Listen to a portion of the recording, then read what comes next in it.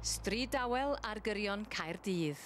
Ond stryd a fydd yn gyfarwydd I lawer ohonoch chi. Stryd liwgar sy'n gartra I un o gymeriadau mwyaf lliwgar y dramodydd Siwan Jones. O'n I eisiau symud Alys o'r fflatiau ac o'n I eisiau dod â hi I rywle fel hyn mwyn creu dynamics a egni newydd gwahanol i'r gyfres newydd.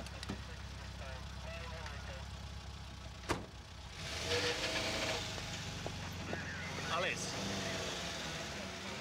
Ti di bod yma? Do, ar ôl I fi gwpla sgwennu'r benod ola, ddes I draw yma I weld nhw'n ffilmo a tua diwedd y cyfnod seithi oedd hwnna. Lle ga mynd gyda car? Na chi, Alys. Sym os fi bod ti y basad y des, so ti'n drifo? Lle ga lifta? Ni'n trio shifto'r bloody sofa ma I ti. Wel, ti besi hwn, ond mae'n wahanol iawn I beth yw yn y ddrama.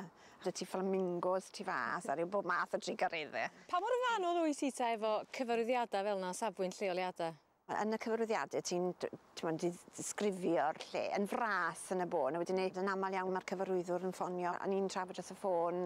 Beth oedd yn bwysig I fi bod Besi'n gallu gweld ti Alys ti'n gweld, a bod yn mynd a dod rhwng y ddoi di a bod un yn edrych ar y lle a gweld beth sy'n mynd digwydd yn y busnesan. Felly oedd hwnna'n bwysig o ran y stori a pethau. Gan I mynd I busnesu'n ti Alys o'n dau.